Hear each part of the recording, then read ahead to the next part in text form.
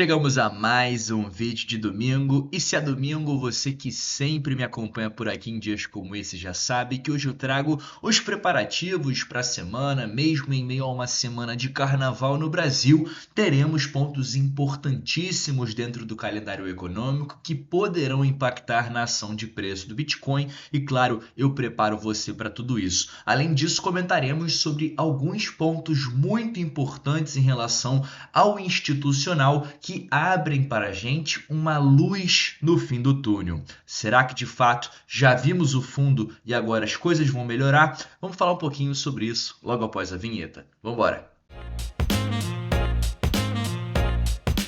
Agora sim, família, sejam todos muito bem-vindos a mais um episódio da Liga Cripto. Se você é novo por aqui e ainda não me conhece, muito prazer, o meu nome é Bruno. Antes de mais nada, como de costume, eu lembro a você de deixar suas contribuições, o seu like e a sua inscrição é muito importante. E claro, a gente já inicia esse vídeo falando sobre o cenário macro. A gente depois, na segunda metade desse vídeo, vai falar um pouco mais específico em relação ao Bitcoin e pontos favoráveis que trazem para a gente uma luz de fato no fim do túnel, mas primeiro a gente vai trazer uma recapitulação do macro e, claro, também programar os próximos dias dessa semana, que, claro, é o carnaval, mas a gente ainda assim vê muita coisa acontecendo, principalmente nos Estados Unidos, que deve influenciar nas linhas gráficas. Então, a primeira coisa, recapitulando com vocês, nessa última sexta-feira, vimos o CPI norte-americano, a inflação ao consumidor, ficando abaixo das expectativas, confirmando aquilo que a gente já sabia, que o Truflation vem indicando que a inflação segue muito arrefecida, segue controlada e que, para uma ótica de corte de juros, isso é muito positivo. Se o mercado de trabalho estivesse demonstrando necessidades de um novo corte, muito provavelmente com a inflação nesse estágio atual, nós poderíamos estar já imaginando alguns cortes aí para a próxima reunião de políticas monetárias do Fed. Como esse não é o caso, como o mercado de trabalho, inclusive, nesse mês agora referente a janeiro foi divulgado de forma muito aquecida, bombando no número de vagas geradas no payroll, taxa de desemprego caindo, isso dificulta um pouco estímulos por parte do Banco Central norte-americano em relação à sua política monetária. Então, a gente viu o menor nível de flutuação da inflação nos Estados Unidos, o CPI, desde maio de 2025. A gente teve aqui 0,2, nesse mês agora de janeiro, lembrando que o dado é referente a janeiro, mas foi divulgado agora em fevereiro, e se a gente comparar com o mesmo período em 2025, a gente teve uma diminuição muito clara, 0,5 divulgado em janeiro de 25 e agora somente 0,2 de inflação divulgado em janeiro de 2026. A menor flutuação da inflação desde maio de 2025, quando ela flutuou somente 0,1. Ou seja, a inflação segue muito bem, segue muito controlada, e para essa semana, já trazendo a vocês aqui o calendário, a gente tem uma semana um pouco mais reduzida em relação a calendário econômico, em relação a dados econômicos que poderão ser divulgados e poderão influenciar dentro das linhas gráficas, mas sim, essa semana nós temos a quarta e a sexta-feira como os nossos principais dias. Quarta-feira nós temos a ata referente à última reunião do FOMC, essa reunião agora de janeiro, que não tivemos corte de juros. Vai ser importante saber como esse documento vai ser divulgado. Geralmente ele traz pistas, sobre o futuro da política monetária. E na sexta-feira nós veremos o PCE, que para o Fed é o principal índice de inflação a ser acompanhado, ou seja, vamos ver a divulgação agora nessa próxima sexta-feira. O CPI e o PPI se mostraram controlados agora nesse início de 2026. O Truflation vem também trazendo essa mesma confluência, mostrando controlado. E agora resta saber como anda o PCE, o principal índice aí do Fed, que vai ser divulgado agora nessa próxima sexta-feira. Então, em relação à inflação, em relação à política monetária, é isso. As probabilidades ainda seguem muito reduzidas para que a gente venha a ver um corte de juros em março desse ano. Como eu já havia comentado com vocês em outros vídeos, probabilidade maior segue sendo dia 17 de junho. Mesmo que a inflação tenha vindo muito controlada na sexta passada, a gente ainda não viu uma necessidade clara por parte do Fed de um corte de juros acontecendo antes da primeira metade desse ano acabar. Dando continuidade com vocês, a gente vai falar brevemente em relação à situação do mercado de trabalho. A gente viu uma revisão nos Estados Unidos, onde mais de 1 milhão de empregos que haviam sido reportados, que foram gerados durante os payrolls de 2025, sendo revisados e diminuídos consideravelmente. Ou seja, a gente viu basicamente o número de vagas que foram geradas diminuídas e sumiram, né? Basicamente, as vagas que foram geradas em 2024 foram revisadas, em 2023 também foram revisadas, e nesse espaço de 3 anos nós temos mais de 2,5 milhões de empregos que foram apagados. Ou seja, se a gente for pegar aqui desde 2019, a gente vê que de fato existe um aumento muito considerável de número de revisões, né, que estão sendo feitas de empregos que estão sendo tirados basicamente dos Estados Unidos. Então, primeiro é divulgado um certo payroll, e aí lá na frente, depois que o ano acaba, a gente vê toda uma revisão acontecendo e na verdade esses empregos nunca existiram. Então toda essa medida de política monetária que vem sendo tomada pelo Fed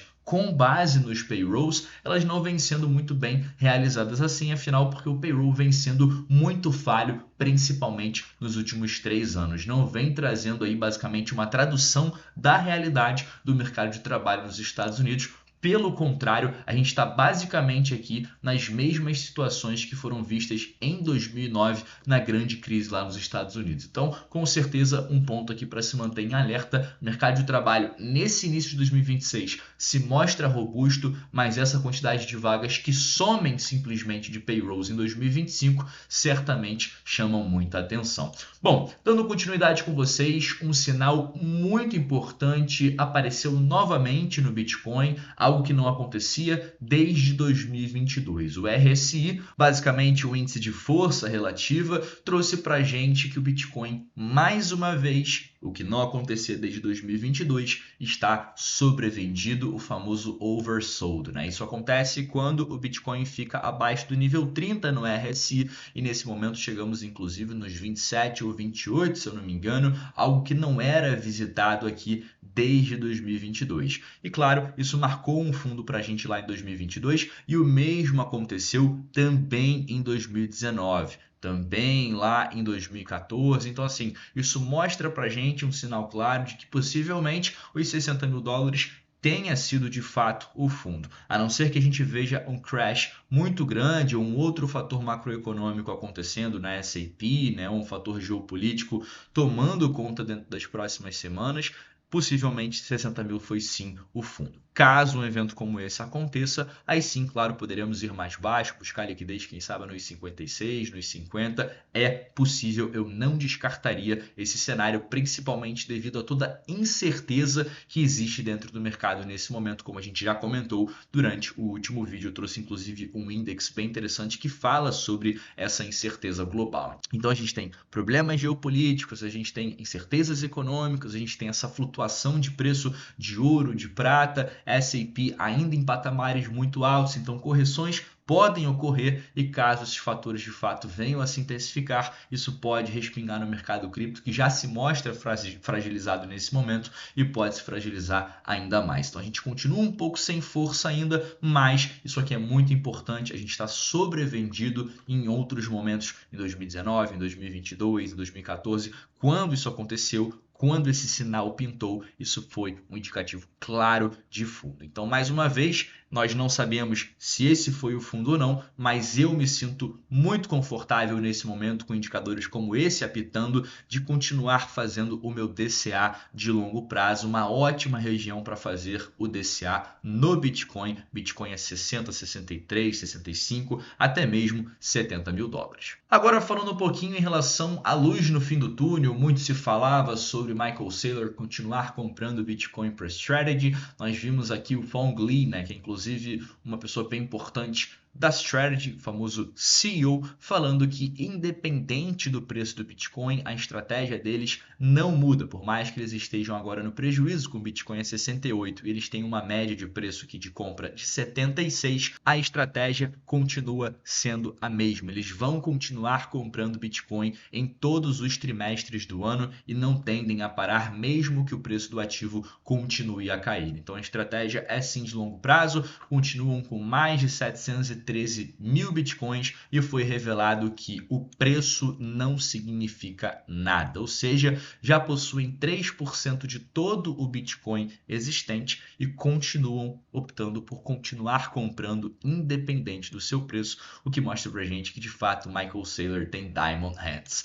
Continuidade para vocês aqui, nós vimos também a BlackRock revelando que instituições e bancos estão comprando nessa queda. Então muita gente, né, estava com aquela dúvida se de fato é um momento para comprar, se o institucional está comprando, está interessado. Isso foi revelado pela BlackRock durante a semana passada, que o posicionamento nesse momento do Smart Money é comprar essa queda, é comprar o Bitcoin. Então por mais que exista medo, exista incerteza, a gente no longo prazo a gente sabe o valor do Bitcoin e é isso que importa. Então compre ao som dos canhões e venda ao som dos violinos. É basicamente aqui o que a BlackRock está falando para a gente que eles e, claro, outras instituições gigantescas estão fazendo. Um ponto bem importante também, a VanEck revelou que 13 governos estão nesse momento minerando Bitcoin, ou seja, uma possibilidade, né, de DCA o Bitcoin, uma possibilidade de proteção de capital desses países e que nesse momento uma estratégia de estar comprando Bitcoin é sim estar minerando o ativo. E 13 países é apenas o começo. Isso não foi revelado por mim ou nem outra pessoa, e sim por um grande player institucional que, claro, possui informações privilegiadas. Então isso aqui com certeza é um sinal, é uma luz no fim do túnel que mostra que o Smart Money está muito interessado no Bitcoin, principalmente nesses ranges de preço. E chegando com vocês ao fim do vídeo, a gente continue a ver que a demanda de endereços de acumulação do Bitcoin está indo de forma vertical, né? Então, por mais que o seu preço também esteja indo de maneira vertical abaixo de 70 mil dólares, como nesse momento estamos, os endereços que geralmente acumulam Bitcoin continuam acumulando e dessa vez estão acumulando como nunca. Então, 70 mil dólares o preço do Bitcoin, para mim, de fato, é uma barganha, principalmente para quem está olhando o Bitcoin no longo prazo. Então, com certeza, mais uma luz do fim do túnel. Então, para a gente finalizar o nosso vídeo de hoje, a BlackRock aumentou as suas posições na BitMine, ou seja, mais do que dobrou as suas posições, aumentando o número de ações que eles possuem. BitMine, que é uma das maiores detentoras do Ethereum, a maior detentora do Ethereum, né? Então, com mais de 3,5% de todo o supply de Ethereum, a BlackRock comprando ações da BitMine, isso mostra que eles de fato também estão interessados em se expor ao Ethereum e uma forma de fazer isso é comprar as ações da BitMine. Então, com certeza, a BlackRock se mostrando muito presente, muito interessada no mercado, não só no Bitcoin, mas como também no segundo criptoativo mais importante do nosso mercado, indicando que eles estão nessa para o longo prazo, estão nessa independente da ação de preço nesse momento que estamos visualizando, nesse momento de incerteza. Então eu vou ficando por aqui, agradecendo a você que ficou comigo até o fim desse vídeo. Essa semana, atenção, a quarta e a sexta-feira, temos a ata referente à última declaração do FOMC, como também na sexta-feira dados importantes de IPCA. Eu fico por aqui e te encontro numa próxima.